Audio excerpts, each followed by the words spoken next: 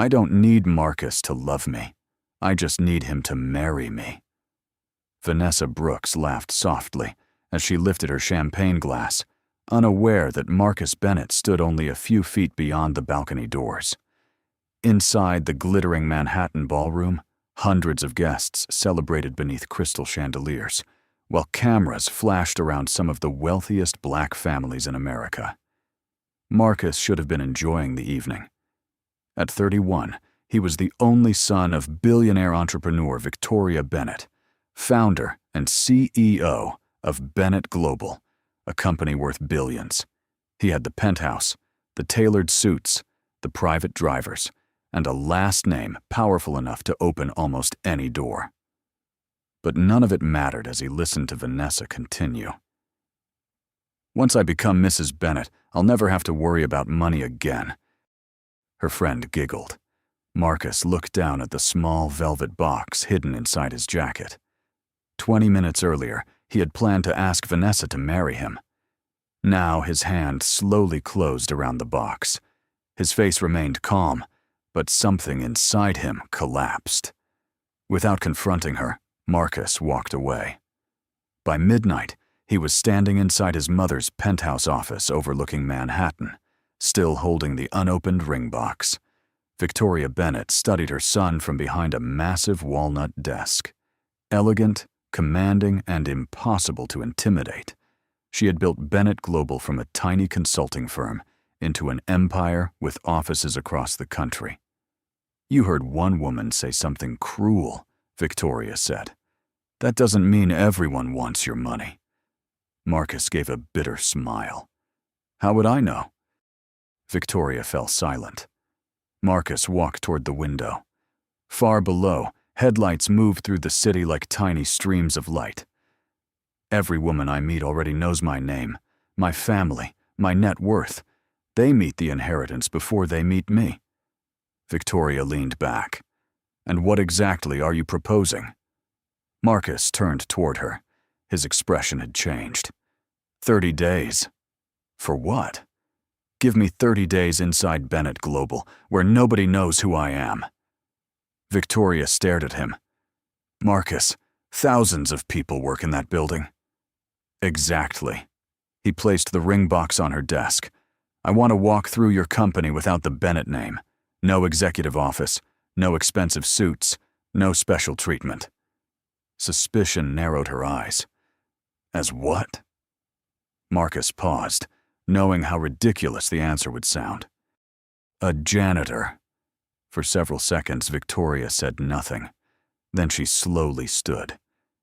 "You want to clean floors inside the company you're supposed to inherit?" "I want to know how people treat a man they believe has nothing to offer them." Victoria searched his face and realized he was serious. Marcus took a breath. "And maybe, for once, I'll meet someone who sees me before she sees my money." His mother looked toward the city, then back at her son. 30 days, she finally said. Marcus nodded. Neither of them knew that the experiment meant to help him find genuine love was about to cost him something money could never replace. By 7:15 the next Monday morning, Marcus Bennett no longer looked like the man whose photograph appeared in business magazines. The tailored suit was gone. So was the luxury watch, the polished leather briefcase, and the black chauffeured sedan that normally carried him through Manhattan. Instead, he wore a plain gray maintenance uniform, inexpensive work shoes, and an employee badge bearing the name Marcus Reed. He rode the subway downtown, standing between tired commuters who had no reason to look at him twice. Strangely, Marcus found that anonymity almost peaceful. But that feeling disappeared the moment he entered Bennett Global. The 48-story headquarters had always felt familiar to him. He had attended holiday parties there as a child, visited his mother after school, and later sat quietly through executive meetings while Victoria prepared him for leadership. That morning, however, he entered through the service entrance. Nobody welcomed him. Nobody offered coffee. Nobody cared who he was. A supervisor handed him a cleaning cart and pointed toward the lobby. Restrooms, elevators, Conference rooms. Keep everything clean, and stay out of the executive's way. Marcus nodded. Understood? 20 minutes later, he was wiping fingerprints from a glass wall when a sharp voice stopped him. You. Janitor. Marcus turned.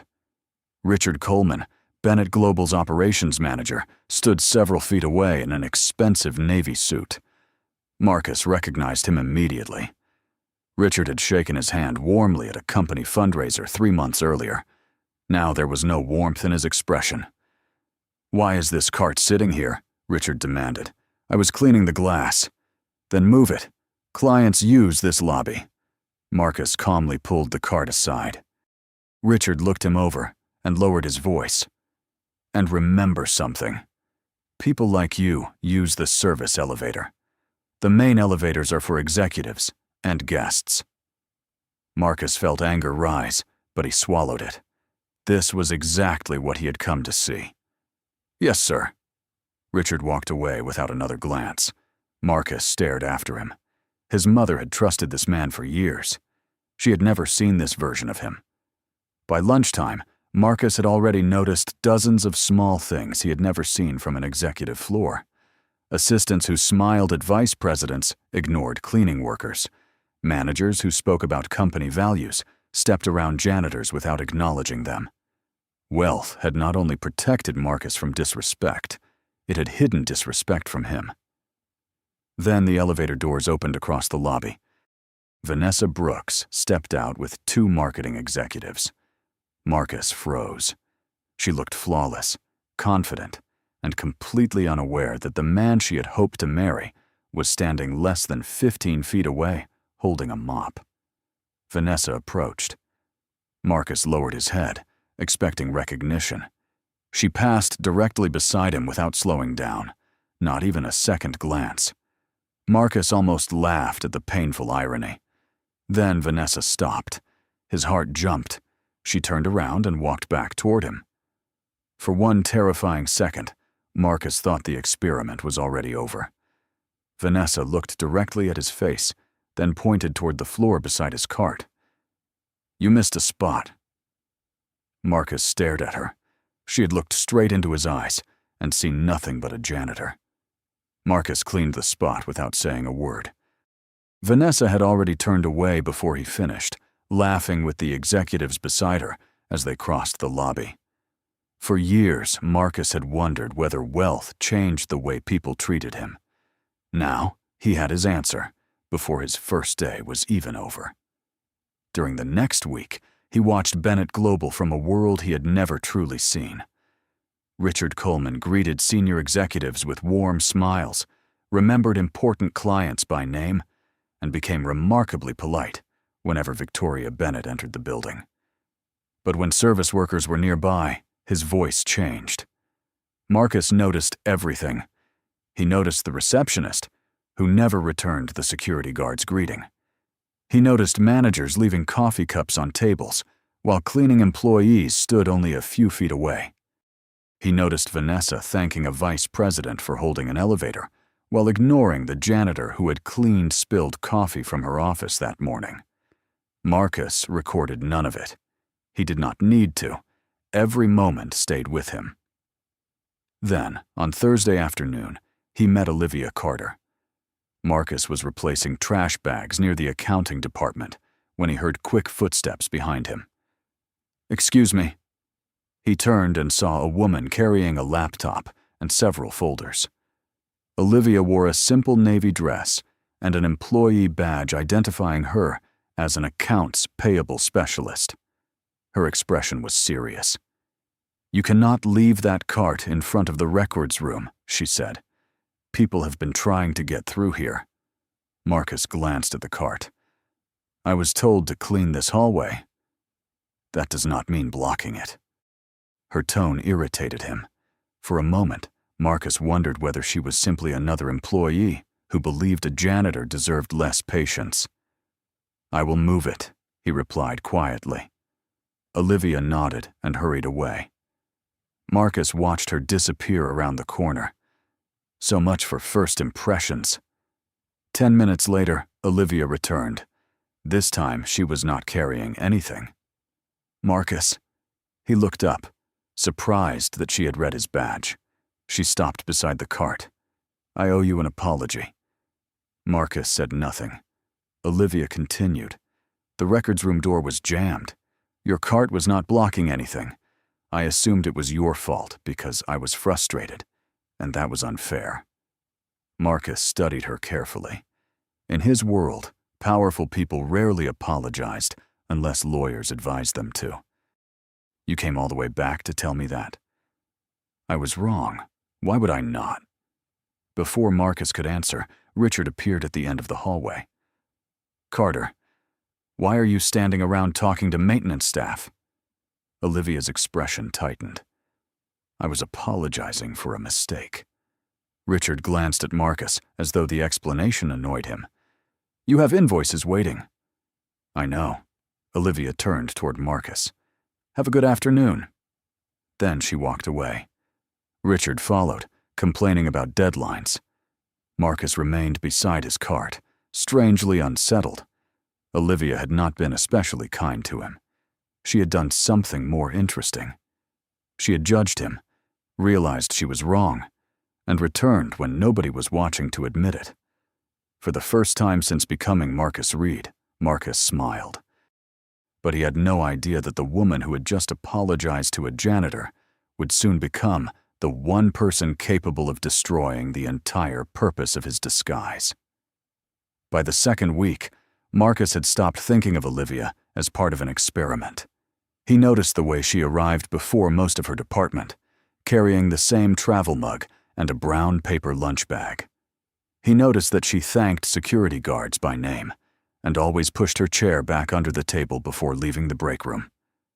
None of those things proved anything, but Marcus found himself looking forward to seeing her. One Tuesday afternoon, he deliberately timed his break when he knew Olivia usually ate lunch.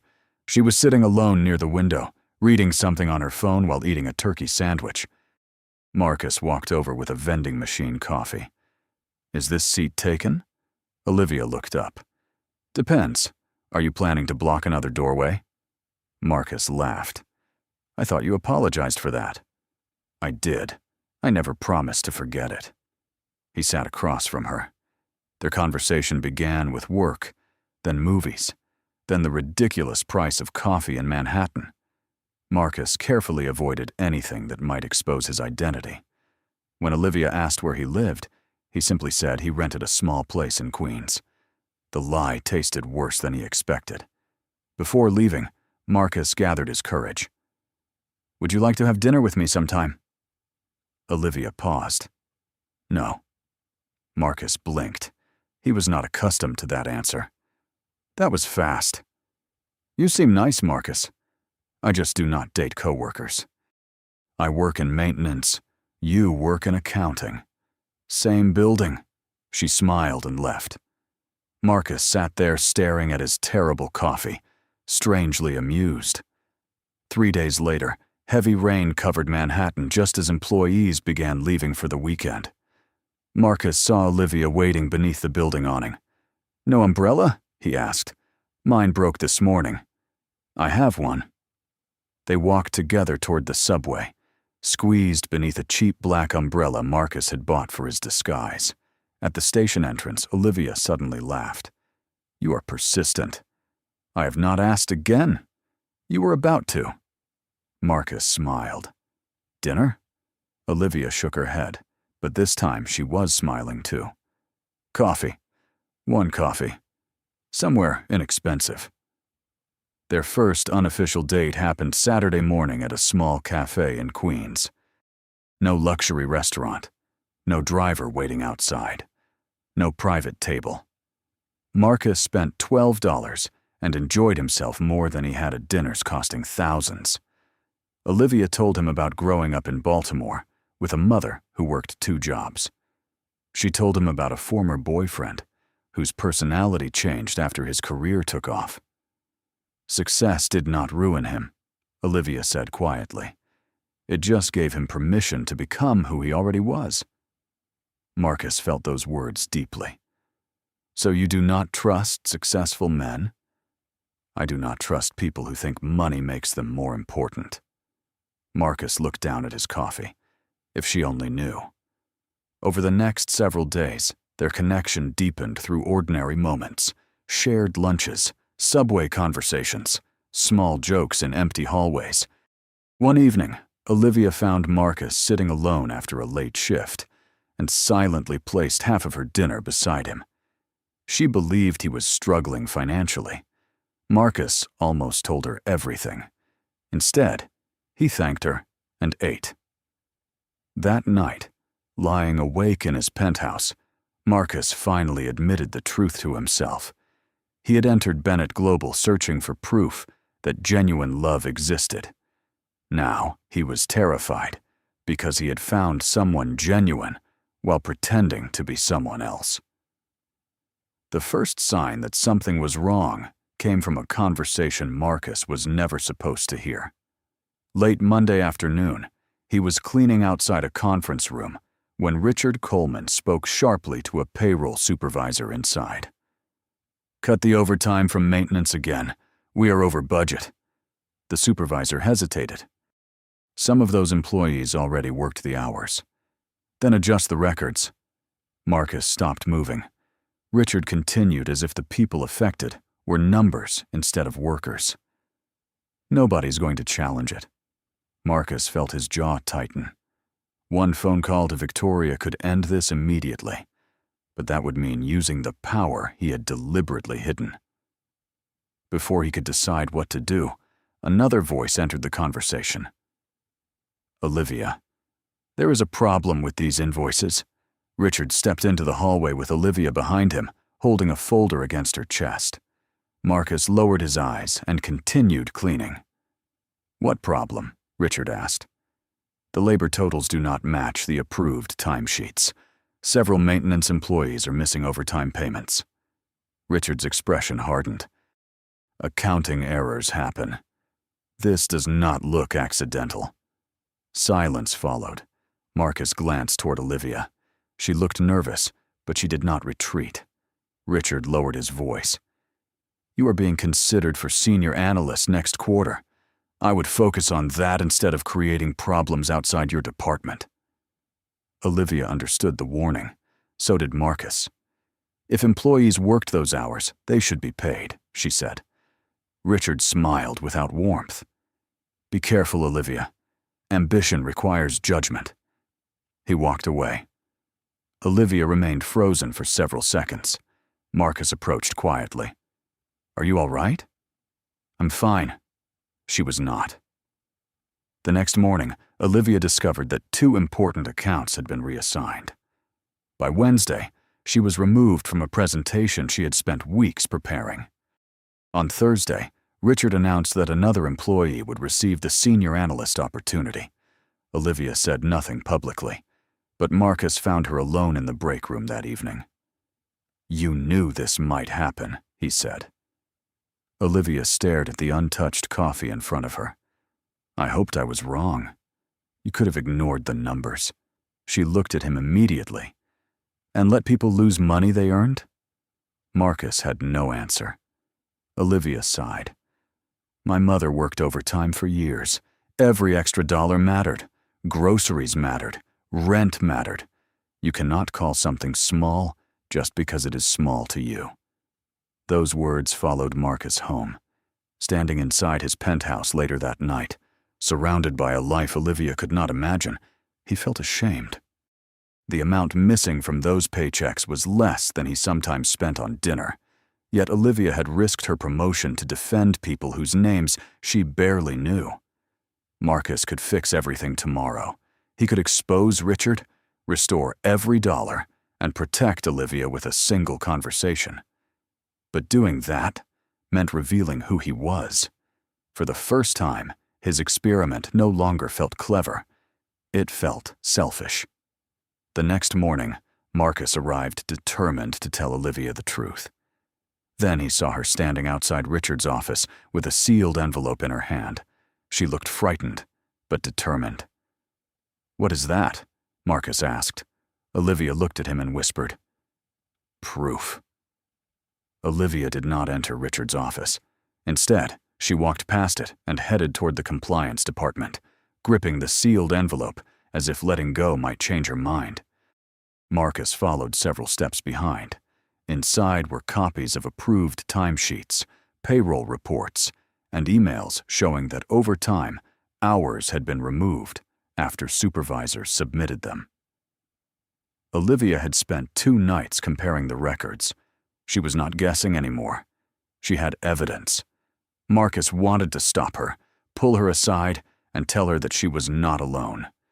More than anything, he wanted to tell her who he really was. But Olivia disappeared behind the compliance doors before he found the courage. By lunchtime, Richard knew about the report. His smile vanished whenever Olivia entered a room. Vanessa noticed, too. She had been working closely with Richard on the upcoming company anniversary gala, and she immediately sensed tension. "What did Carter do?" Vanessa asked him quietly near the elevators. Richard glanced around. She decided to become a hero. Vanessa rolled her eyes, then noticed Marcus polishing the brass trim nearby. Her expression changed. She stared at him longer than usual. Marcus kept working. "Have we met?"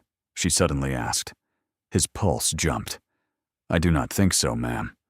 Vanessa stepped closer, studying his face. "You look familiar." Marcus forced a polite smile. "I get that sometimes." She walked away, but Marcus knew something had shifted. That evening, he met Olivia outside the building. "Coffee?" he asked. She shook her head. "Not tonight." "Did something happen?" Olivia studied him carefully. "Where did you work before this?" The question caught him unprepared. "A few places." "Which places?" Marcus hesitated 1 second too long. Olivia noticed. "You told me last week that you worked maintenance at an office building in Queens." "I did." "What was the company called?" Marcus looked away. He had invented the job without expecting her to ask details. "It was temporary work." Olivia's face tightened. "That is not what you said." "Olivia, I can explain." "Then explain." Marcus opened his mouth, but the truth refused to come out. "Not here. Not like this. There are things about my past I am not ready to discuss." Disappointment replaced suspicion in her eyes. "I thought we were becoming friends." "We are. Friends do not make each other guess what is real." She walked away before Marcus could answer. Hours later, Marcus stood in Victoria's penthouse office and told his mother everything. "I'm ending this tomorrow," he said. "I am telling Olivia who I am." Victoria remained calm. "Right after she filed a complaint that could affect senior management? What does that have to do with us?" "Everything. If you reveal yourself now and protect her, she may always wonder whether she stayed because she cared about Marcus or because Marcus Bennett rescued her career." Marcus stared at his mother. "So, I keep lying?" "No. You decide whether you are protecting the test or protecting her." Marcus barely slept. The next morning, Vanessa entered Victoria's private executive office, carrying an old charity gala photograph on her phone. She placed it on the desk and enlarged the face of the man standing beside Victoria. Then she whispered, "Why does your new janitor look exactly like your son?" Vanessa kept the photograph on her phone and waited for Victoria to answer. Victoria glanced at the screen, then calmly lifted her eyes. "You came into my office to ask why 2 black men look similar?" Vanessa immediately stepped back. "No, ma'am, of course not. I just thought there was a resemblance." "Then I suggest you return to your work." Vanessa apologized and left, but her suspicion only grew. By Friday evening, Bennett Global's anniversary gala filled a luxury hotel ballroom in Midtown Manhattan with executives, employees, investors, and invited guests. Olivia almost stayed home. Her complaint was still under review. Her promotion was gone, and Richard had barely spoken to her all week. But when Marcus told her she should not let anyone make her feel unwelcome, she finally agreed to attend. Olivia arrived in a simple emerald dress and immediately noticed Marcus near the service entrance, wearing his gray maintenance uniform.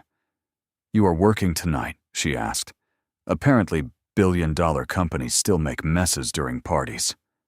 Olivia smiled despite herself. The distance between them softened. Then Vanessa appeared. "Olivia, I did not realize accounting invited maintenance as dates now." Several nearby conversations stopped. Olivia's face tightened. Marcus remained silent. Vanessa continued. "You risked your career over payroll, and now you are spending your evening with the cleaning staff. That is certainly one way to avoid ambition." Marcus stepped forward, but Olivia gently stopped him. "No, I can answer for myself." She looked directly at Vanessa. "Marcus works for a living. So do I. There's nothing embarrassing about that." Vanessa laughed. "You honestly think this man can give you the life you deserve?" Olivia glanced at Marcus, then back at her. "A paycheck does not tell me what kind of man someone is." Silence spread through the group. Marcus felt something tighten in his chest. Olivia had no idea who he was. She believed he cleaned floors for a living, and she was still willing to stand beside him when walking away would have been easier. He could not continue lying. "Olivia," he said softly, "there is something I need to tell you." She looked at him. "Then tell me." Marcus took a breath. Before he could speak, the ballroom doors opened, and Victoria Bennett entered with several board members. Employees immediately straightened. Richard hurried toward her with his practiced executive smile. Victoria barely noticed him. Her eyes found Marcus across the room. Vanessa watched closely. Marcus knew the moment had arrived. Victoria walked through the crowd until she stood only a few feet away. Olivia looked between them, confused. "Mrs. Bennett," Marcus began. Victoria's expression softened with a familiarity no employee expected. "Marcus, we need to talk." Olivia froze. Victoria paused, then said the one word Marcus had spent weeks hiding. "Son." The ballroom fell silent. Olivia slowly released Marcus's hand. Her face changed from confusion to disbelief, then pain. Marcus reached toward her. "Olivia, please." She stepped back. Vanessa stared at him in shock. Richard had gone pale, but Marcus saw only Olivia. Her voice trembled when she finally spoke. "Who are you?" For several seconds, Marcus could not answer. The ballroom was silent enough for him to hear the soft music playing across the room. Olivia stared at him, as if every conversation they had shared was being rewritten inside her mind. "My name is Marcus Bennett," he finally said. Her eyes widened. "Bennett?" Marcus nodded slowly. "Victoria is my mother." Olivia looked toward Victoria, then at the gray maintenance uniform Marcus was still wearing.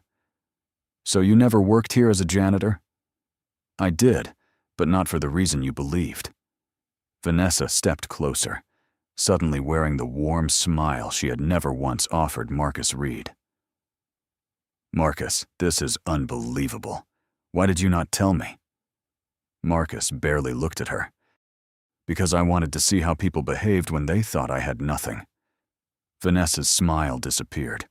Across the room, Richard looked terrified. Marcus turned toward him. "I saw how you spoke to maintenance workers. I heard what happened with their overtime. Compliance has Olivia's evidence now, and there will be a full investigation." Richard opened his mouth. "Mr. Bennett? I can explain."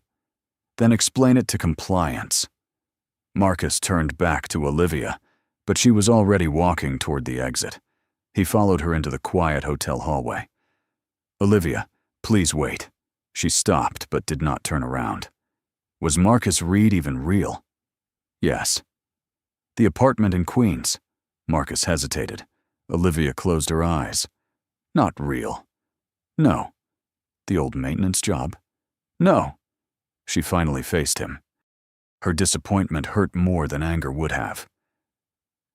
What about the coffee? The subway rides? The lunches? Were those part of your experiment too? No, those were real. How am I supposed to know that? Marcus had no answer. Olivia shook her head. You were testing whether I was genuine while never giving me the genuine version of you. The words landed harder than anything Marcus had expected. I was going to tell you. When? After I passed? Marcus stepped closer, then stopped himself. I was afraid. You were afraid someone might want you for your money. I understand that. But you decided the solution was to make people prove themselves without telling them they were being judged. Marcus lowered his eyes. For the first time, he saw his plan from her side. It did not look romantic. It looked unfair. I am sorry. Olivia's expression softened for only a moment. I believe you are sorry. That does not mean I can trust you tonight. She walked away. Marcus did not follow. When he returned to the ballroom, Vanessa immediately approached him. Now that everything is out, maybe we can finally talk. Marcus looked at the woman who once wanted his last name, then toward the door Olivia had disappeared through. There is nothing for us to talk about. He walked past her and found Victoria waiting quietly. You found your answer, she said. Marcus shook his head. No, I found the problem. Victoria studied him. What problem? Marcus looked down at the janitor uniform he had once considered the perfect disguise. Me. Marcus did not chase Olivia with flowers, jewelry, or promises that money could make easy. For the first time in his life, he understood that wealth could solve problems, but it could not purchase trust. The following Monday, he returned to Bennett Global wearing a suit and entered through the same service doors he had used as Marcus Reed. He met privately with compliance and handed over everything he had witnessed. Olivia's evidence was independently reviewed. The missing overtime was restored to every affected employee, and new payroll protections were introduced, so no manager could quietly change approved hours without oversight. Richard was removed from his position after the investigation confirmed misconduct. Marcus refused to take credit. Olivia Carter found the truth, he told the board. She protected people when doing so cost her something. That is the kind of integrity this company should reward. Olivia was offered the senior analyst position she had earned, but Marcus made certain the decision came from an independent committee. He did not call her. He did not send gifts. He simply gave her space. 3 weeks passed. Then one Saturday morning, Marcus walked into the small Queen's Cafe where they had shared their first coffee. Olivia was sitting near the window. She looked surprised when he approached. "May I sit?" he asked. She studied him for a moment. "You are overdressed." Marcus looked at his suit. "I came from a meeting." At least that answer is probably true. He smiled carefully. "It is." Olivia pointed toward the chair.